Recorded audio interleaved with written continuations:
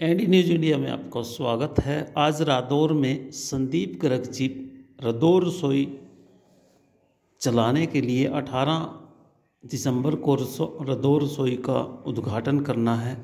यहां शुरू की जाएगी रादौर रसोई, जिसमें 5 रुपये का खाना मिलेगा। आज इसी बात को लेकर रादौर की सामाजिक संस्थाओं से बातचीत करने के लिए आया था, जिसमें सभी संस्थाओं से विचार विमर्श किया गया कि इसको कैसे चलाया गया। आओ सुनते हैं कि ऐसा क्या विचार विमर्श किया संदीप गर्ग जी ने सामाजिक संस्थाओं के साथ।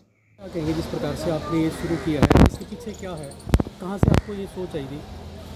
देखिए, मेरे लिए और सभी रादौर वासियों के लिए बड़े सौभाग्य की बात है कि 18 दिसंबर 2023 को हम 5 रुपये जो थाली है वो शुरू कर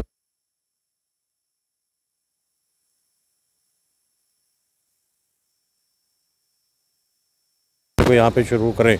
और सभी संस्थाओं ने बहुत अच्छे सुझाव दिए और उन सुझावों के हिसाब से ही आगे काम होगा। और ये मैंने सभी संस्थाओं को बोला कि ये रसोई मेरी नहीं है, आप लोगों की है। मेरा काम सिर्फ यहाँ पे भोजन को भेजना है और आगे का वितरण आपकी जिम्मेवारी है। और जहाँ तक बात आपने पूछी कि ये सोच कहाँ से आई, मैं अपने दादाजी के साथ मेरा बहुत लगाव रहा। मैं हर रोज़ देखता था कि बहुत से लोग, आज जैसे आप जानते हैं कि आज तो कोई लड़ाई झगड़ा हो जाता है, मनमुटाव हो जाता है दो पार्टियों में, वो थाने की तरफ, अदालत की तरफ भागते हैं। परंतु पुराने समय में किसी मोजिज़ आदमी के पास जाते थे और ऐसा ही कार्य मेरे दादाजी करते थे। वहाँ पे आना, उनकी निपटारा करना और दोनों पक्षों को राज़ी करके भेजना।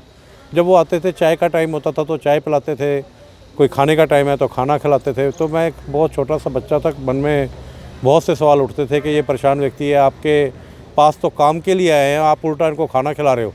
तो ये कहते थे कि ये परेशान हो गए, पता नहीं कब से इन्होंने खाना नहीं खाया, कब से पानी नहीं पिया।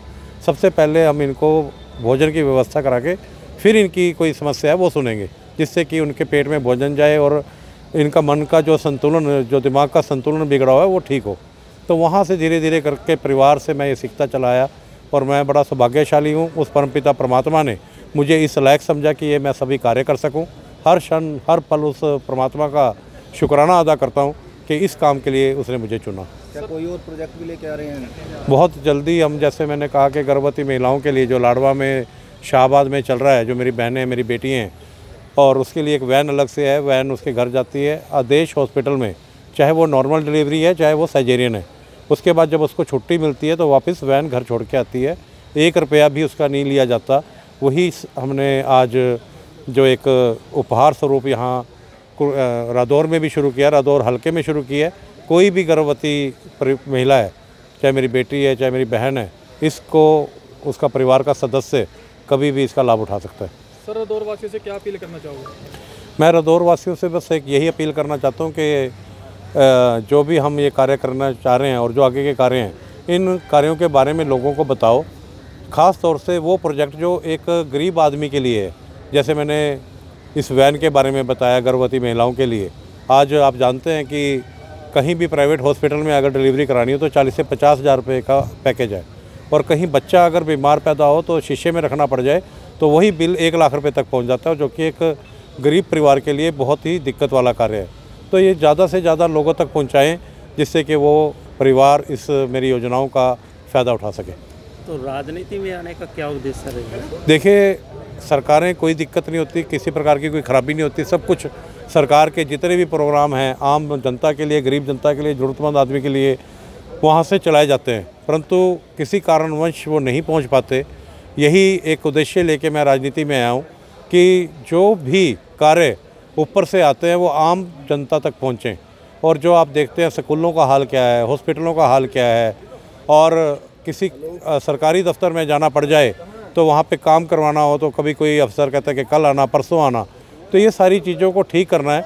इसी उद्देश्य से मैं आया कि जो भी दिक्कतें, जो भी परेशानियाँ आम जनता को उठानी पड़ती हैं, उन परेशानियों से उनको छुटकारा दिला सकूं। तो क्या कोई पार्टी विशेष करेगा या आप आज़ाद में? अभी मैं आज़ाद उम्मीदवार के रूप में ही लाडवा से विधानसभा का चुनाव लड़ने जा रहा हूँ।